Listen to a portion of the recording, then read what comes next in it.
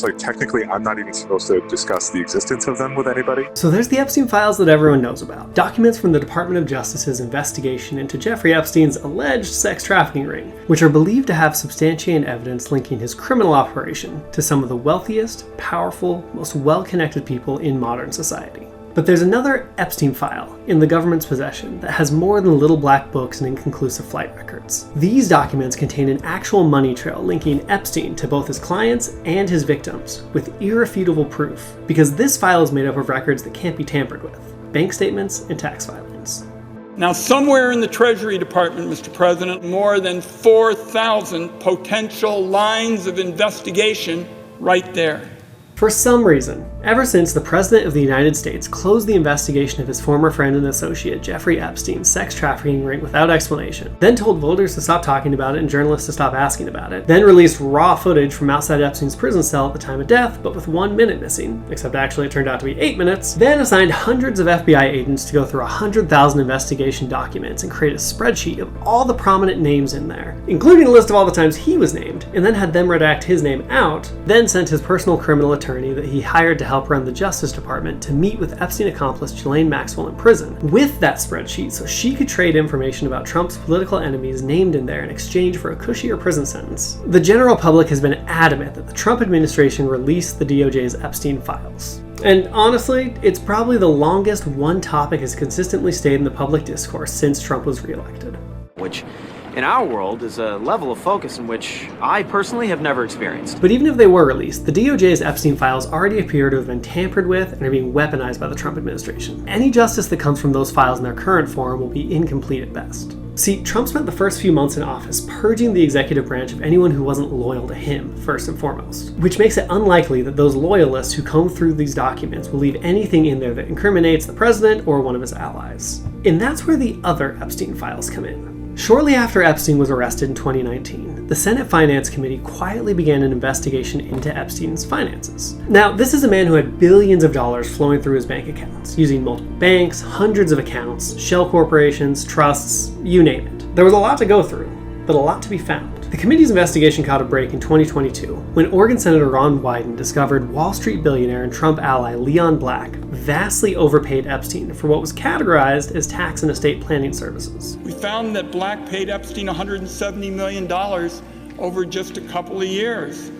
He said it was, quote, for tax and estate planning. The claim was that Mr. Epstein was a financial wizard. It appears this kind of work for Black and others was one of Mr. Epstein's biggest sources of income. Now here's the catch. Epstein wasn't an accountant or a tax attorney at all. Black's lawyers even told our investigators that Epstein's work wasn't very impressive. He made mistakes and his work needed to be double-checked by people who were actually tax experts. So Mr. Black was paying Mr. Epstein more than double the income of the average Fortune 500 CEO. Mr. Black wasn't the only one paying Mr. Epstein top dollar for this so-called financial advice. I did some digging into Black and found that he had not only paid Epstein more than double what the highest paid CEOs make, but in 2023, he reached a $62 million settlement agreement with the US Virgin Islands, home to Epstein's infamous trafficking island, in exchange for immunity from Epstein-related prosecution. This immunity was granted despite prosecutors' conclusion and Black's admission that Epstein used the money Black paid him to partially fund his operations in the Virgin Islands. Black told the Senate Finance Committee in 2023 that the IRS had never audited his financial ties to Epstein for suspicious activity, even after the billionaire admitted that his checks helped keep Epstein's island up and running. That, combined with the fact that Black paid him way more than the actual tax professionals he hired, who later had to fix Epstein's shoddy work, should have been enough to trigger an IRS audit into both of them decades ago. The committee was able to use Black's massive overcompensation of Epstein and admission that he helped bankroll the island as reason to request access to sensitive information from IRS documents held by the US Treasury. Their hunch was that since Black was technically paying for a service other than what he reported, that would be tax fraud. They just needed the actual filings to back up their hypothesis. And if they could use those filings to find fraud between Epstein and Black, filings could similarly be used to uncover fraudulent payments between Epstein and other clients who helped keep his alleged sex trafficking ring operational.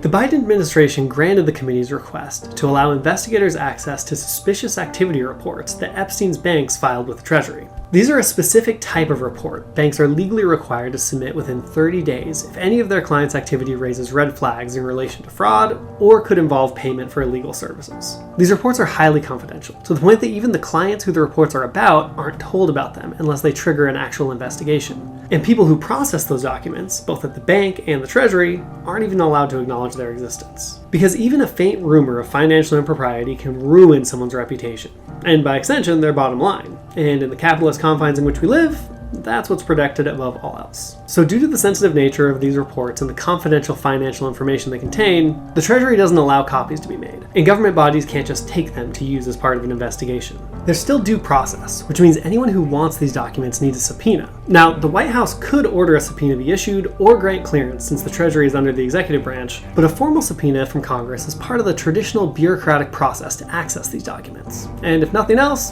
Biden was all about tradition and process. Since they didn't have a subpoena, Biden gave committee investigators extremely limited access to the Treasury to review suspicious activity reports filed on Epstein for research purposes, and they were given exactly 1 day in February 2024 to do it. And all they could take with them was handwritten notes on whatever they found. A member of the investigative team spoke with me under the condition of anonymity about what went down. Technically, I'm not even supposed to discuss the existence of them with anybody. We're doing it in this case because, it would be insane for them to come after us for talking about it in public, because they would just be, covering up important Epstein information. We found that the banks actually filed these things after Epstein was already in jail, and in some cases after he was dead. And it was, at that point, it's just like a CYA effort years after the fact, when really they should have been filing this when he was trafficking women and saying, he's clearing hundreds of millions of dollars in payments through Russian banks. They found that Epstein's banks had been cataloging his suspicious activity for decades, but they were profiting from it, so they didn't actually file the reports until he was in prison and it looked like they could get in trouble. In 1 day of looking through Treasury documents, they found just under 5,000 suspicious transactions where $1.5 billion was being moved around from billionaires to Epstein's accounts, to sanctioned Russian banks, to Eastern European countries where his victims were trafficked from. This is exactly the kind of suspicious activity that should have been reported when it was discovered, which in turn should have triggered an audit. But it wasn't. At the very least, an audit should have started when these reports were filed years after the fact in 2019 and 2020. But by that time, Epstein was dead. And it's very untraditional and not really part of the IRS's bureaucratic process to audit the deceased. And again, Biden was all about tradition and process. But what's in those reports is incriminating enough for the banks to settle multi-million-dollar civil lawsuits. Deutsche Bank settled a lawsuit with the city of New York in 2020 for $150 million over their failure to act on Epstein's illicit activity, and settled for another $75 million with one of Epstein's victims in 2023. That year, JP Morgan paid out twice as well. $290 million to one of Epstein's victims, and another $75 million to the US Virgin Islands, again, for being aware of suspicious activity and doing nothing about it. But the same as the Leon Black settlement, the banks claim no wrongdoing and take no civil responsibility. And while those lawsuits have been settled, the federal government is still able to conduct its own investigation and prosecute those responsible. But as of yet, the Trump administration has declined to do so. Congress has the power to compel action as well. But in order for the Senate Finance Committee to do something with everything they've uncovered, meaning going beyond the napkin scrawls they got at the Treasury that day, they need to issue a subpoena for the Treasury's Epstein Files. All the Democrats on the committee have agreed, but since they're the minority party, they need at least one Republican on board.